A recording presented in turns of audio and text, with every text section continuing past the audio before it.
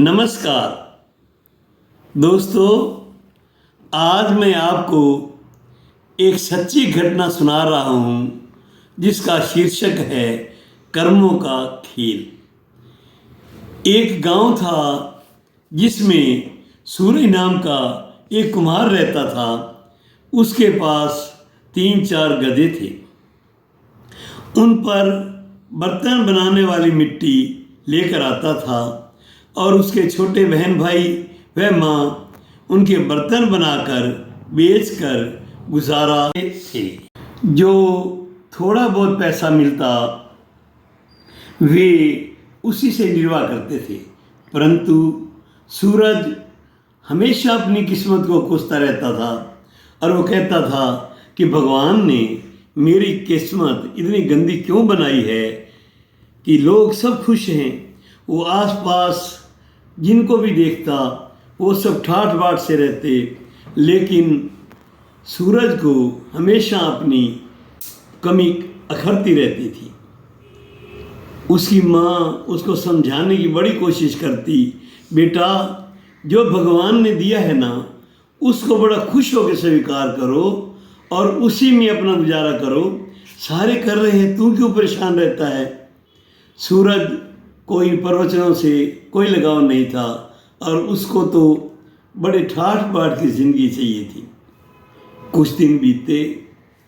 उस गांव में एक बड़ा महान संत आया जो कि वहाँ कथा करता था।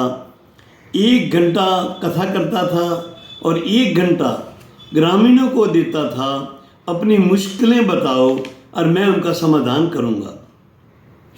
उस कथा में सूरज भी जाने लगा और सूरज ने अपना नाम भी लिखवा दिया जहाँ की वो अपनी समस्या का निवारण चाहता था।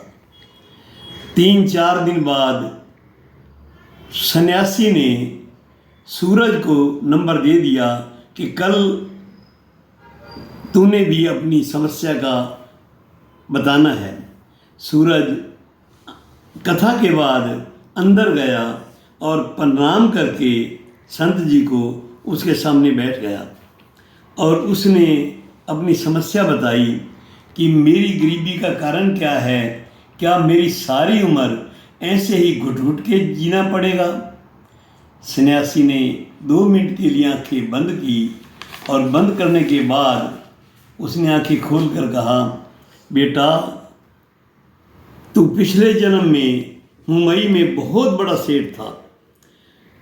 अंधेरी में बड़े नामी ग्रामी सेठों में तेरी गिनती होती थी, लेकिन इस जन्म में तू जो है ना ऐसे कर्म करके आया है कि इसी पे निर्वाह करना पड़ेगा, इसमें किसी का दोष नहीं है। तो उसने कहा, सेठ जी, संत जी, मेरा मुंबई वाला धन कहाँ है, मेरे को उसका पता बताओ। संत जी ने उसको पता भी बता दिया। पूरा पता देने के बाद ये भी कहा कि तेरे कर्मों में अब यही है, इससे ऊपर तो कुछ नहीं कर सकता, बाकी तेरी मर्जी। उठकर चला आया। उसने कुछ दिन बाद अपनी माँ से कुछ पैसे लिए और मुंबई के लिए रवाना हो गया। संत के बताए हुए पते पर वो वहाँ पहुँचा तो संत जी दरबान ने उसको अंदर नहीं जाने दिया। उसने कहा, तुम अंदर नहीं जा सकती।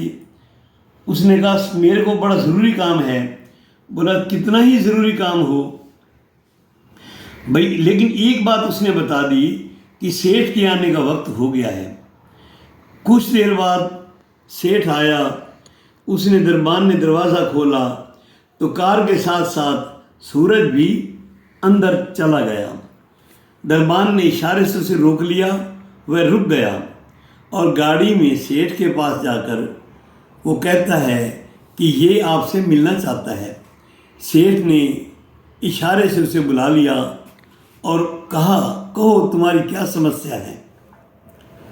उसने उसको बताया कि मैं इस घर का मालिक था, अब गरीब घर में पैदा हो गया हूँ, तो मेरे को भी वही ठाठ बाट चाहिए जो तुम ले रहे हो। उसने कहा, कैसे, सबको पता है कि मेरे पिताजी भगवान को प्यारे हो गए हैं, इसको कौन विश्वास करे। तो उसने 2-3 बात ऐसी बताई जो कि सिर्फ बेटा और बाप जानते थे। तो उसको विश्वास हुआ और ये कहकर कि ड्राइंग रूम में ले गया। ड्राइंग रूम में बैठा था कि उसने अपनी पत्नी को यानी कि उसकी माँ को मिलने की इच्छा जाहिर की। उसने माँ को भी बुला लिया और उसने माँ के आगे भी कुछ गुप्त बातें बताई, जिनको सुनकर माँ को यकीन तो हो गया भाई इन बातों का मेरे और इनके सिवाय कोई नहीं जानता। लेकिन सच और झूठ को कौन परखे। कुछ देर बाद सेठ के लड़के ने कहा, ऐसे है जब तक प्राण थे तब तक तो इसका मालिक था, जब प्राण चले गए साथ सिर्फ कर्म जाते हैं। तू भी कर्म लेके अपने साथ गया है और जो ईश्वर ने तुम्हें काम सौंपा है तो उसी को कर। इधर उधर का काम सोचेगा तो हमेशा ही दुखी रहेगा।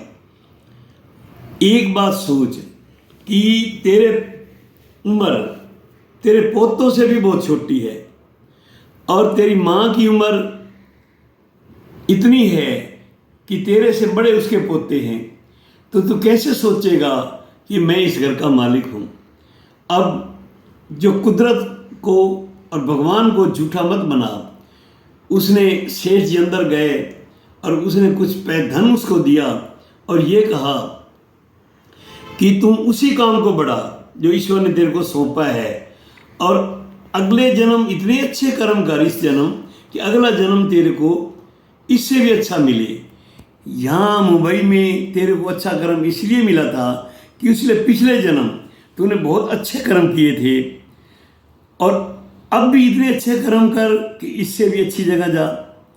और सत्य तो ये है कि तेरे आने से हमारी भी आंखें खुल गई कि हम ऐसा कोई कार्य नहीं करेंगे जो कि हमें अगले जन्म पछताना पड़े। उसकी बात सुनकर उसको बड़ा धीरज हुआ और वहाँ से चल पड़ा वापिस अपने सपनों को संजोए हुए और सारे रास्ते सोचता रहा कि अगला जन्म मेरा बड़ा अच्छा होगा और मैं बड़े अच्छे कार्य करूँगा और इसी काम को बढ़ाऊँगा जो परमात्मा ने मेरे को बख्शा है।